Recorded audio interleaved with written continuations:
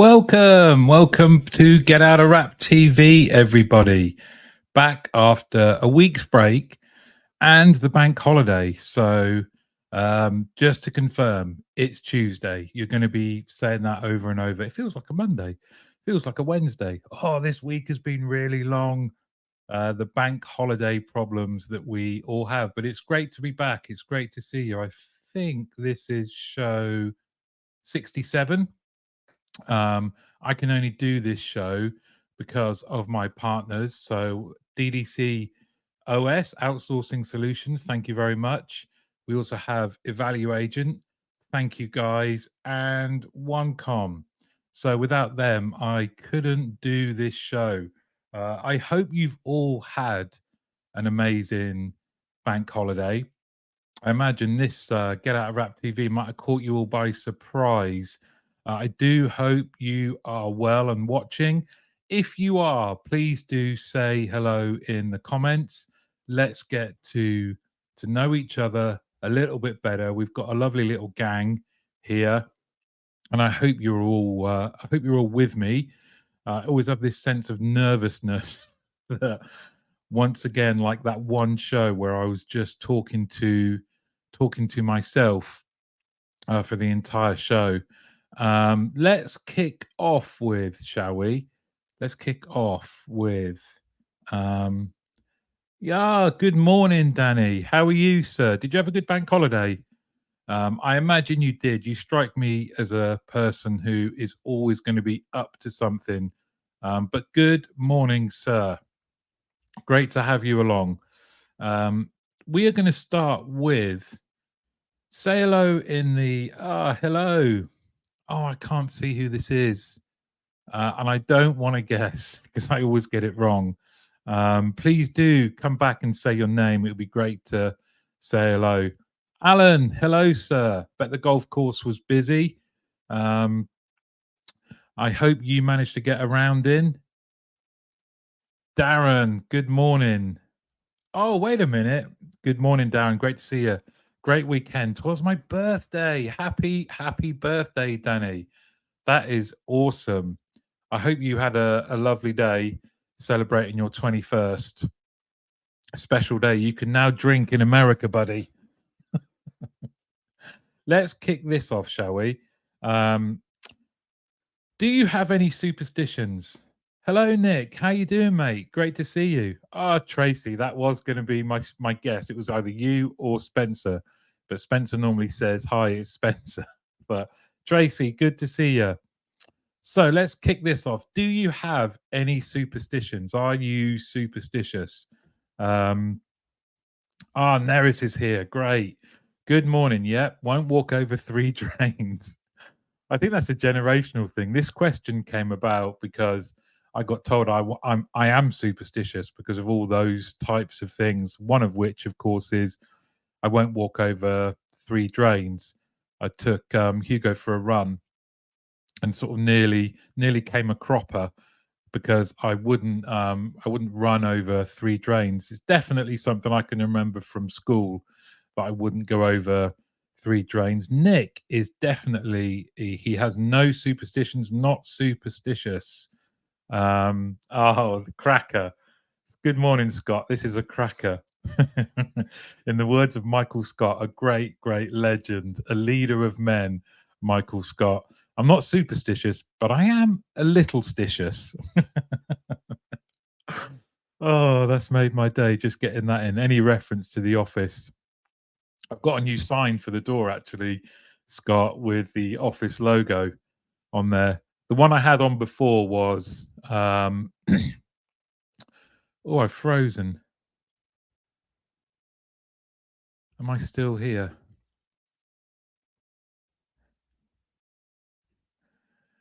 Good morning, Phil.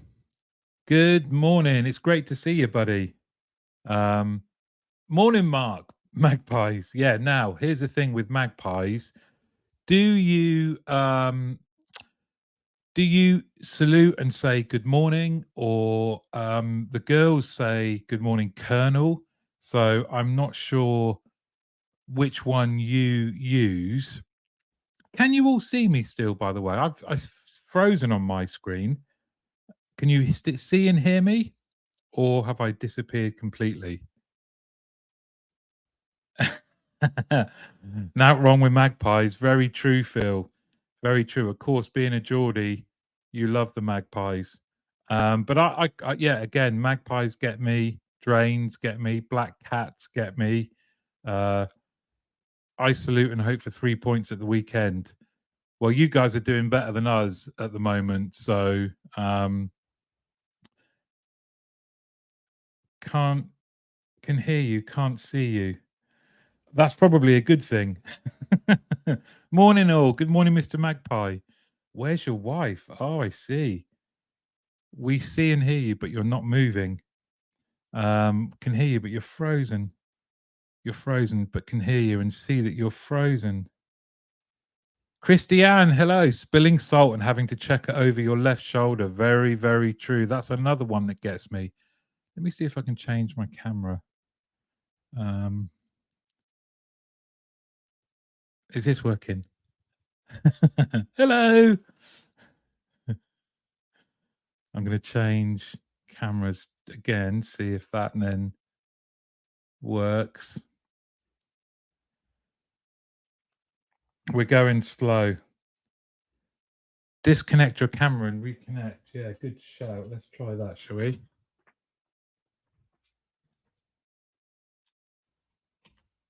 Modern technology. I'm back. Ready? Hold on. I'm back, but I'm on my FaceTime one. It's a different angle. There we go. There we go. I'm back. That unfroze me. So we've had magpies, salt, drains. Now, Danny, or anyone else actually, where do these superstitions come from? Nick seems to be. I kind of I'm envious of you, Nick, that you don't have to have all of these little. Like I consider a black cat lucky. I know other people consider it unlucky. Good morning, and I'm a big one in numbers. Everything about numbers for me. 34 being a special one. Might have too many apps open for your graphics card to handle. Thanks, Phil, mate. I've closed everything down. Another superstition I have is to let a spider go free and never kill it. Oh, Amanda, that's a good one. I am spider.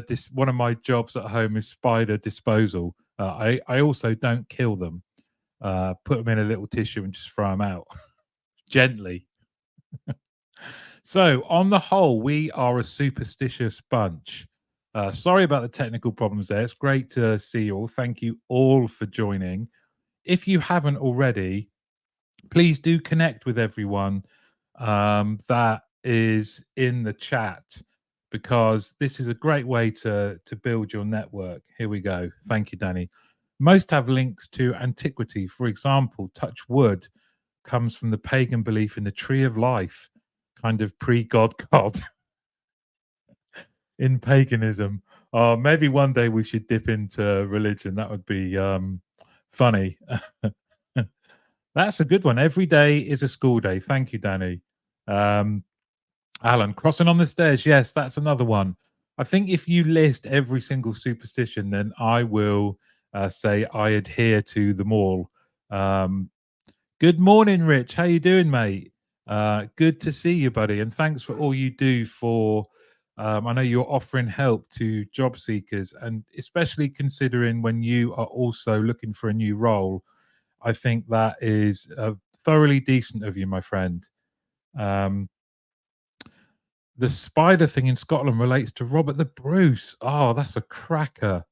Oh, I'm definitely going to investigate that one, Amanda. That's great. Discuss religion on the internet. Good idea. It's never been contentious or inflammatory on here. Yeah, let's do it. Why not? No holds barred, right? No subject that we won't go into. It's never been inflammatory. It's never been the cause of all major conflict throughout human history at all.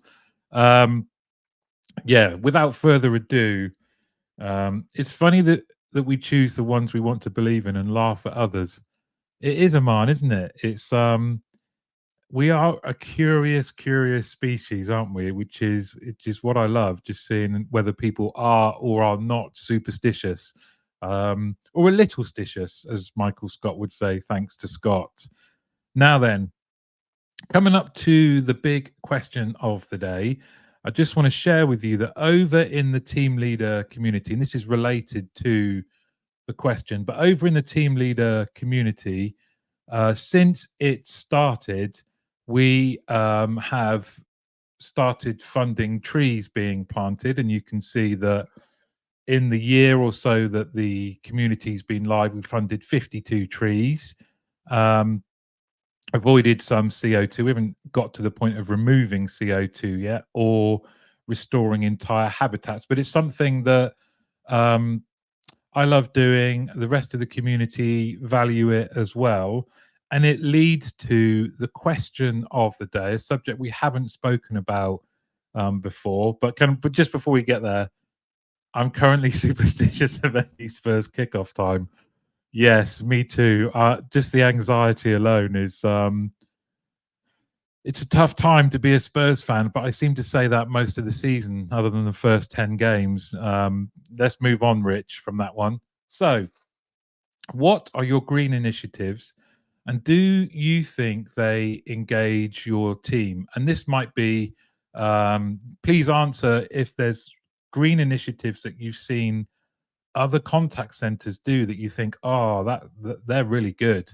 Um, I would just want to get an idea of what kind of things are you seeing or are you doing where it comes to the environment, climate, anything like that. And then the secondary part of that question really is this something that you think matters to your team? I read a report that said more and more people, when they are joining a company, it might not ever be the determining factor, but it does make them feel good about a company if they know that the company has some kind of activity around uh, being a positive influence or less of a negative influence on the environment.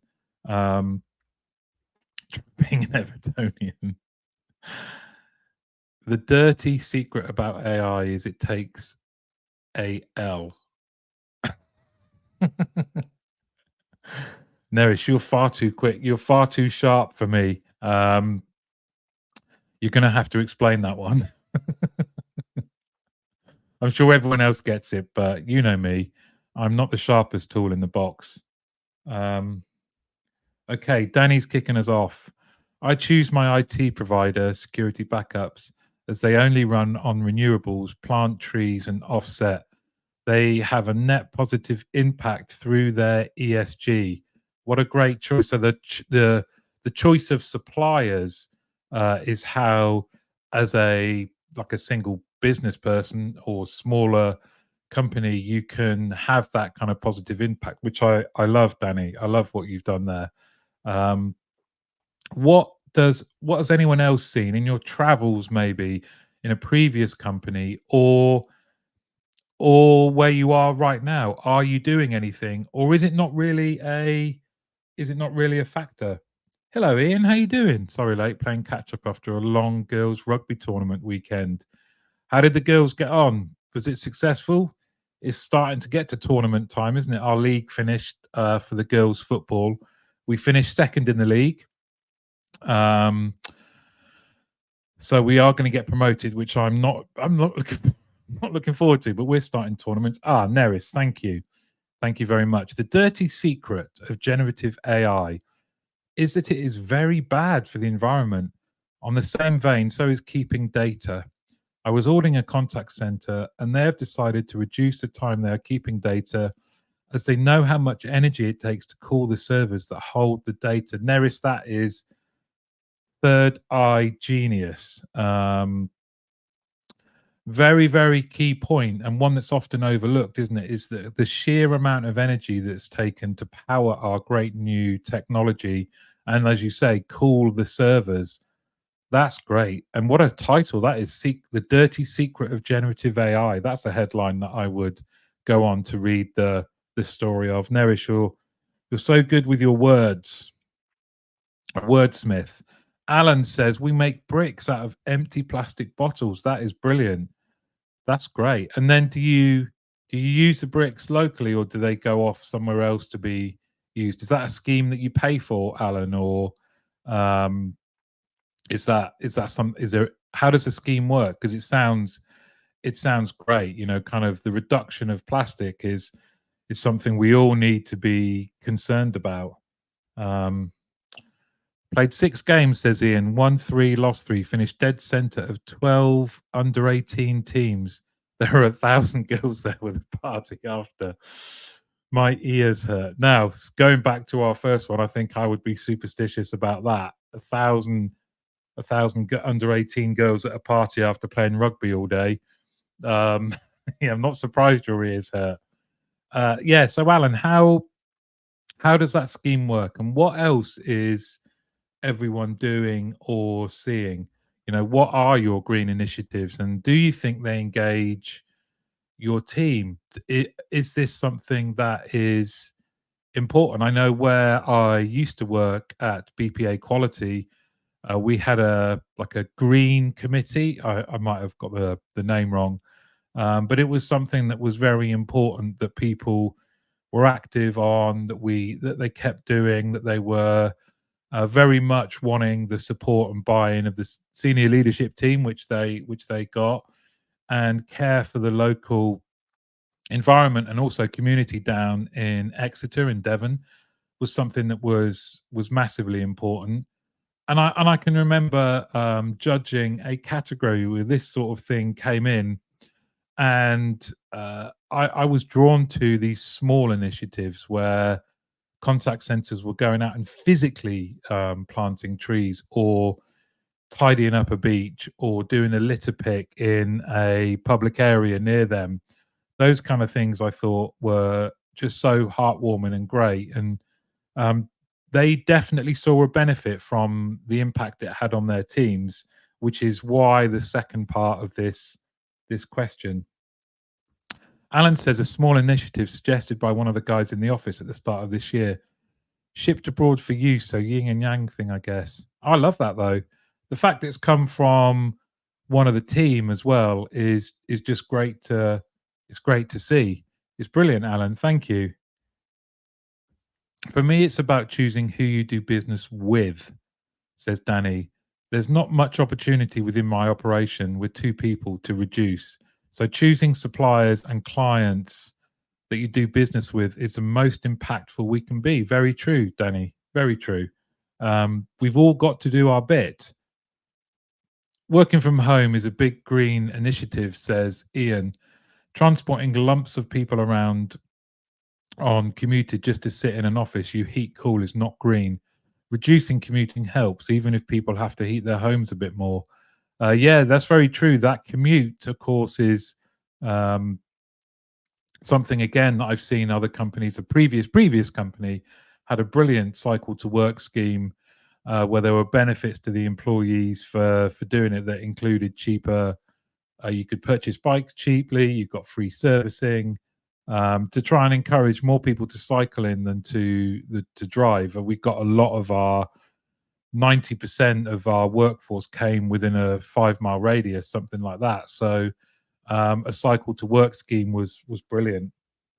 Darren says, great point, Neris. The implications of preferred communication channel can also have a significant impact on the environment. For example, sending 1 million letters is estimated to equate to 240 tons of emissions. Wow. Whereas sending 1 million SMS equates to 14 kilograms. That's very impactful, Darren. Thank you for sharing. Again, when you know where we're at with direct marketing as well, I think there has been a bit of a return to direct marketing, which seems a bit odd, and at odds with where we're going with this. You know, we need to do something, don't we? So sending out junk mail doesn't work. But of course, it's not just junk mail, is it? people communicating with their customers through letter. That is such a difference. Thanks, Darren. Nick says, thinking about Neris's comment and this question, it seems that there is real conflict in a business between ESG initiatives and the want to remain current with technology possibilities like AI and data storage, says Nick. How does that get resolved? Can it be resolved or just a compromise reached? Such a great question, Nick. Do you think, and does anyone know of any work that's going on from a technology point of view that is going to address this? Because surely, as the need for big data carries on, that the AI getting better and better, and the requirements that has just from an energy point of view, are we going to be using more energy?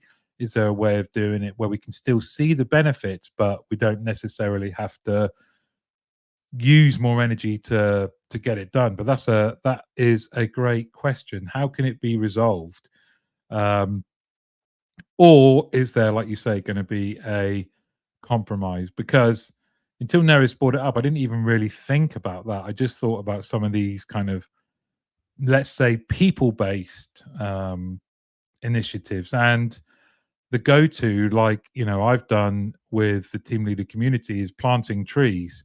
It's become, I would say not the norm, but it's very, very well known, isn't it?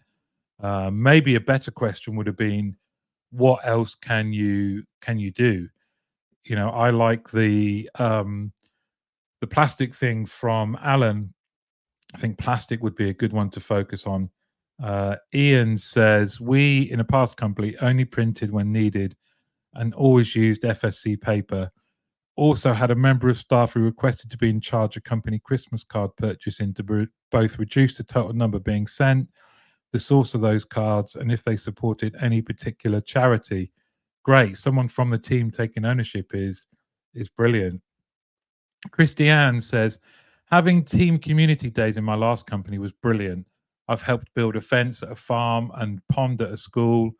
Working together with the team to achieve something for the community really built team morale, and it fed through the contact centers. Others wanted to get involved, so it was good for engagement. I love that. I absolutely love that, because you will be able for all time to be able to say, I built that pond, I helped make that pond at that school, I built that fence. And there's something about that, isn't there? And this is where ESG kind of bleeds into the community work. That I am a big firm believer that a town, a village, any community benefits from having a contact center located there, especially if there is a number of people working in it.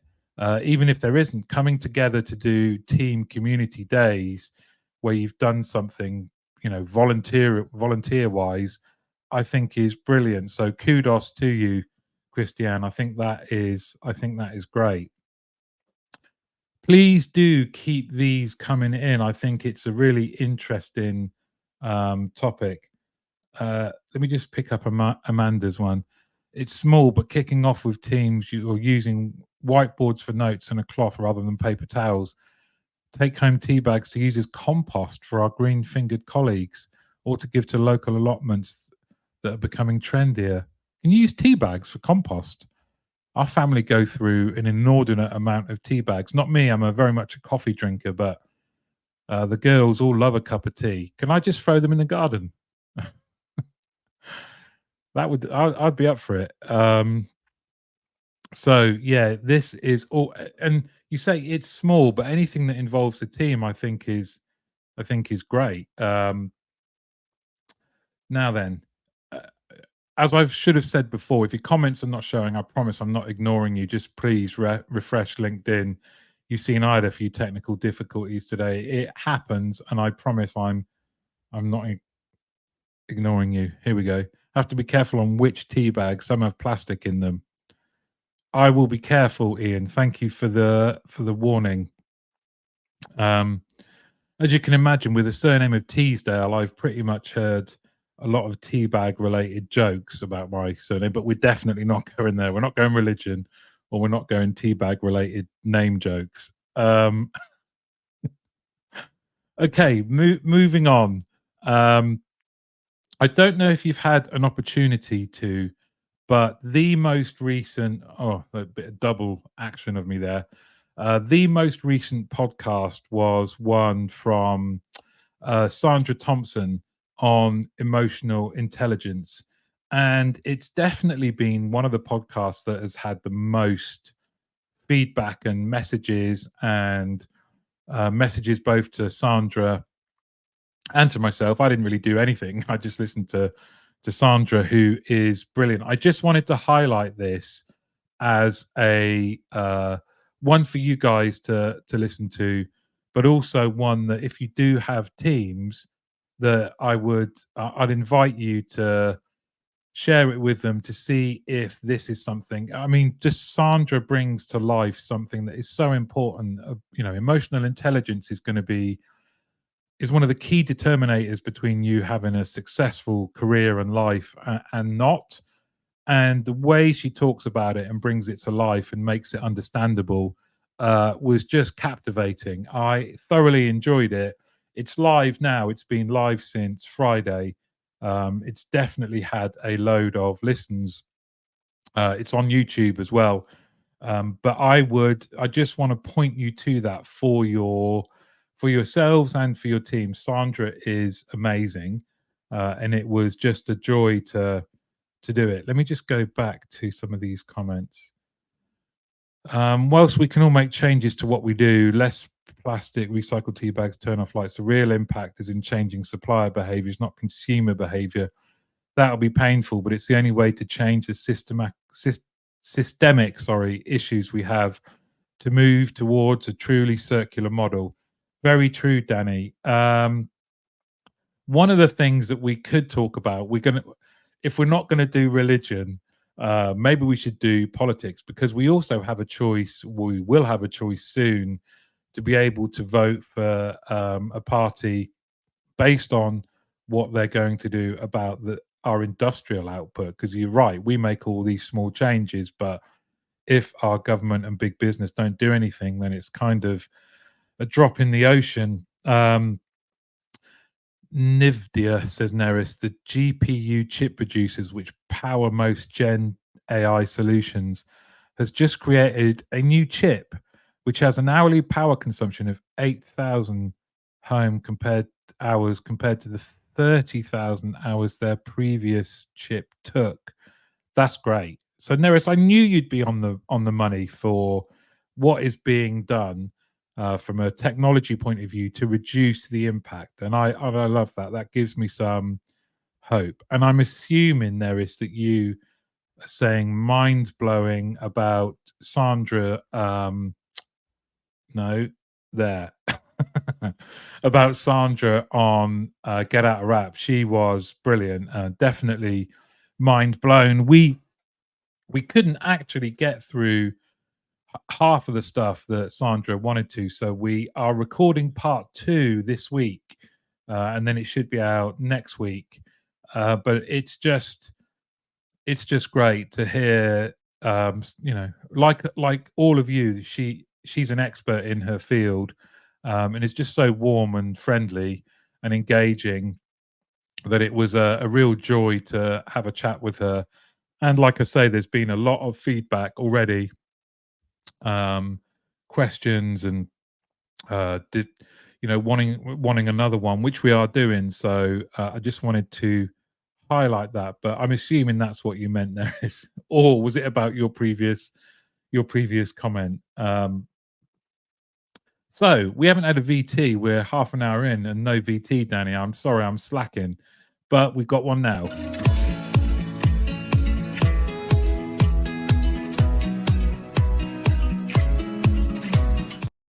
It's a read along.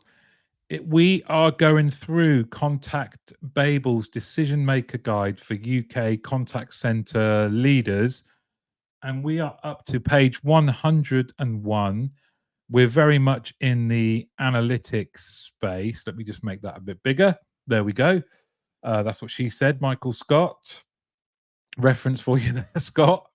So this is the usefulness of post-call analytics. What are we using are post call analytics for, and how useful is it? I will give you a moment to digest that. Paul, I'm out. I will up my VT game for next week, Danny. There'll be a new one just for that, just to keep you in. Don't want you going out at all. So post call analytics. The area that's considered the most useful for people using this is flagging instances of non-compliance with regulations or script, then automating, speeding up the quality monitoring process, followed by identifying training requirements at an agent level. This is the one that surprised me. Gaining insight into customers was only the fourth most useful, based on the feedback from the leaders. Yeah, catching people doing it wrong. Danny Ram, 100%. Yeah, I agree. Why are we still in this kind of mindset? Gaining insight into customers or identifying improvements to business processes and providing information about don't know about that one, but gaining insight into customers and identifying improvements to business processes, surely that should be higher rather than, as you say, let's find out where people aren't doing what they're meant to do. And I get it from an FCA point of view. I've worked in FCA regulated businesses for some time, so I understand the importance, but come on, we can do better than that, can't we? Now then, well, Alan, good point. Does that show a lack of trust? Yeah, I think it does. That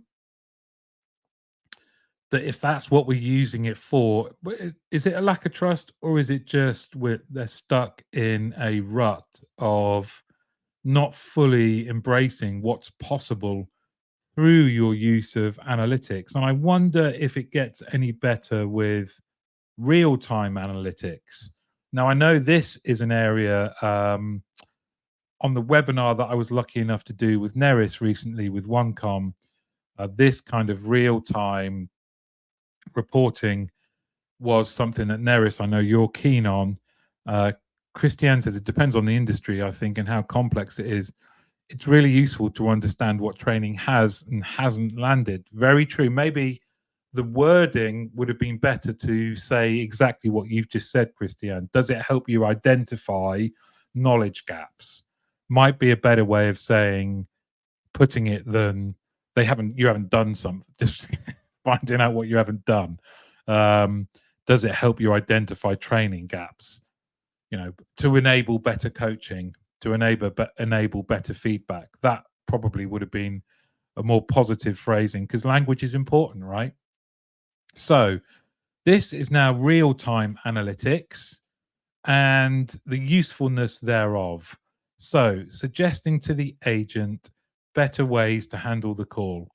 64% said that was very useful. 18% said somewhat useful. For flagging instances of non-compliance, there it is. That's the phrase. 54% said it's useful. 33% said somewhat useful. Handling unhappy customers, 33% said it was very useful. And finally, identifying cross-sell, upsell opportunities, 30%. These kind of real-time, in the moment analytics to help improve the experience.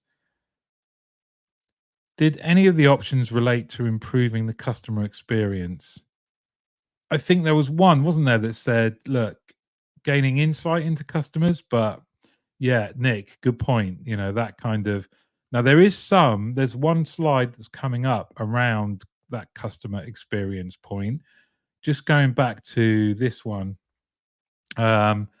Danny says it might not be a lack of trust. It could be that the environment is unintentionally focused on measures and structures that happen to result in over-reliance on control. It's not unusual. I don't know, every time I see that sentence, it's hard not to break into Tom Jones, isn't it? It's not unusual. For example, we see it in policing. Good, great community behaviour isn't recognised by the police either. Oh, we are hitting all with law and order, religion, the environment, politics, the amount of VTs in one of these shows, um, or the agent's experience for that matter. Great point, Nick. Um, better ways to handle the call is a potential euphemism for you can pack that in. Hello, Alan. Isn't this massively biased by the construct of the questions asked? Yeah. Well, it's the power of these questions, isn't it? And how they are worded is, key part of any kind of information capture, surveys. Yeah. So, Alan, very good point to make. Or you pack that in. Oh, yes, Danny. We love you, mate. So Nick asked about the customer experience. I just want to go through to the wording of the next slide because I think it's important. And to Alan's point, this might give a bit more context. Okay, here we go. Customer, we're going to have a look at, whilst I read this, customer journey projects and assessment. Customer effort and engagement is very dependent upon the effectiveness with which channels work together, as well as the level of first contact resolution. Proactively engaging the customer at the appropriate time within the customer journey has an opportunity to reduce the effort required for the customer to fulfill their interaction completely. As part of a wider omni-channel engagement, businesses must seek to understand how and why customers prefer to engage with them, optimizing the flow of information throughout any connected processes and channels so that the organization becomes easier to do business with. Respondents using a customer journey project reported generally positive outcomes. 52% either disagreed or strongly disagreed that the contact center does not have the influence to change the area that is causing the problems. And that is the top one. The contact center doesn't have the influence to change the area causing the problems. 36% disagreed, with 16% strongly disagreeing. Sadly, 27% said they strongly agree. And no, sorry, 27% agreed, with 20% being neutral about the impact that a contact center has on dealing with problems within the customer journey. I love how when the message is about negative influences to processes, decisions, we get we as the pronoun. When it's a success, it's I. Very true. We have difficulty following and understanding the customer journey across departments. 4% said they strongly agree, 22% said they agree, 31% said they disagree, and 15% said they strongly disagree. The improvements identified would be very disruptive to current business practices. So 24% said we've identified, well, are they saying we've identified improvements, but we're not going to do it because it's going to be too disruptive? The majority, 45% disagree with that, 16% strongly disagree with it. So if you're in that group, you're basically saying if we identify improvements or areas where we can improve our business practices, we're going to do them, even though they might be disruptive. We don't fully understand where in the wider business things are breaking down. 7% agree, 16%, 7% strongly agree, 16% agree. And finally, we have difficulty following and understanding the customer journey across channels. 7% strongly agree, 20% agree. Can you imagine that? Can we just take a moment to recognize that? These are hundreds of contact center decision makers saying that they have difficulty following and understanding the customer journey across channels.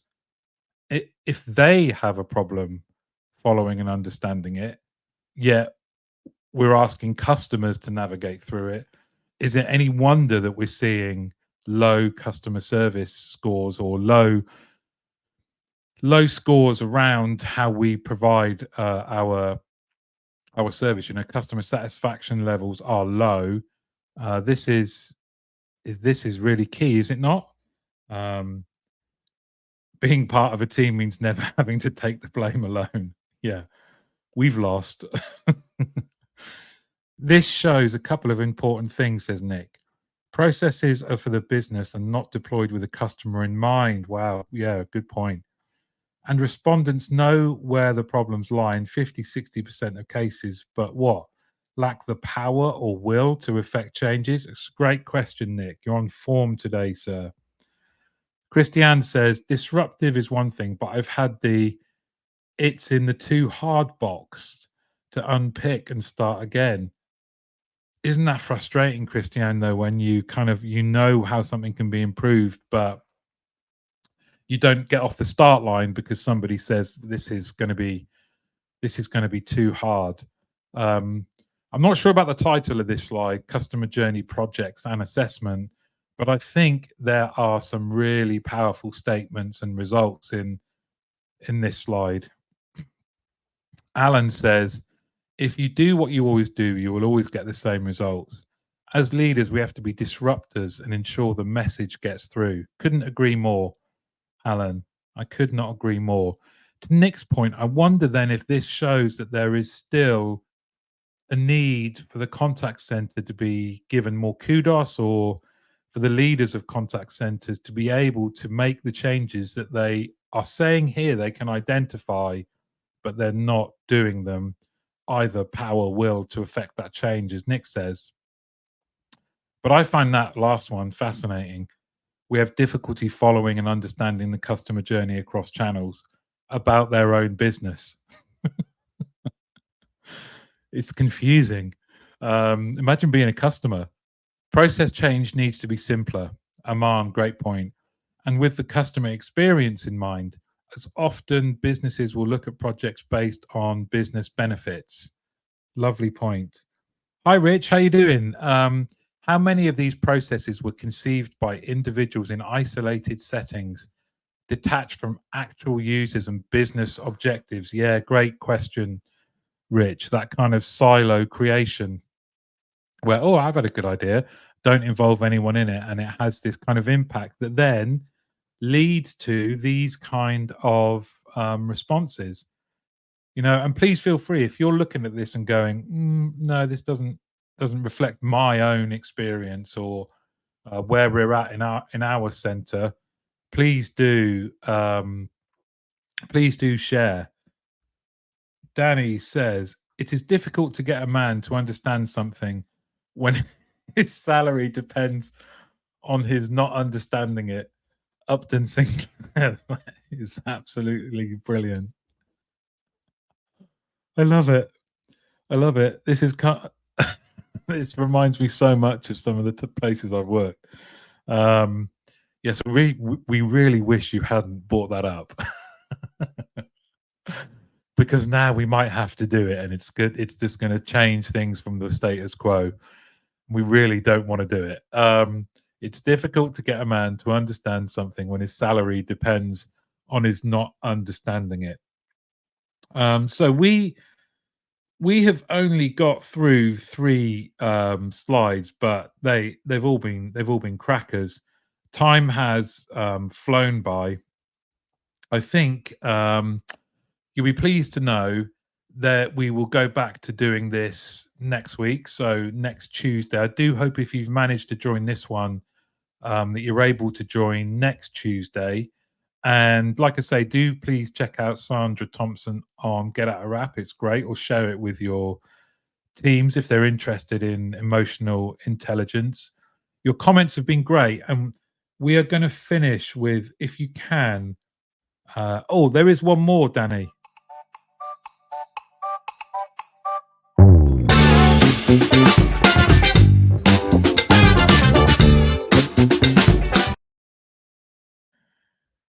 do you think should get comment of the show? Um, Aman, let me just pick this one up. The question should be, how do we influence the change moving forward? And Rich, I love this one as well. If you judge a fish by its ability to climb a tree, it will live its whole life thinking it's stupid. And that is a great one to remind ourselves of if we're ever involved in coaching. It's definitely one I've used in the past. But thinking about all the comments that you have seen coming up, who do you think should get comment of the day? I will send them a little prize, and it will also feature in the newsletter that will come out later today. But please vote now. With just drop a comment in saying who you think should get comment of the show of the day. There's been some absolute crackers. I always feel like I learn a lot from these sessions. But I would love to know, who do you think is going to get comment of the show or question of the show? Again, I am going to exclude any that mention how bad Tottenham are. Good comments. Rachel, good to see you. Who gets it? It can't be one about Tottenham. And let's also say it can't be one about Newcastle, Phil, I'm afraid. Alan gets a vote from Aman. If you do what you always do, you will get the same results. As leaders, we have to be disruptors and ensure the message gets through. I love that one. And thank you, Aman. I'm going to call this in. You've got about 10. Neris gets my vote. Power consumption shocker. The dirty secret of AI. As I'm going to draw this to a close, let's put them both in, shall we? Neris, dirty secret of AI. Yes, that's the headline, isn't it? The dirty secrets. But we've covered so much today, and you've come back with a lot of energy from the bank holiday. We've had technical problems. We've covered all the big topics. Neris, dirty little secret. Rachel says Danny, Alan, Richard, and Christy. Neris and dirty secrets. Oh dear, yeah, this is great. Okay, so that will be in there. I will put Alan's in as well. That will go out later today, if not tomorrow. Just as a reminder, everybody, it's Tuesday. I hope to see you all next Tuesday. Thank you so much for joining, and keep doing the great work that you do for our industry. It has been a pleasure to spend some time with you and to build this little kind of community together that we have. It's a joy. It's the highlight of my working week. So thank you all very much, and have a lovely rest of the week. Ta-ra.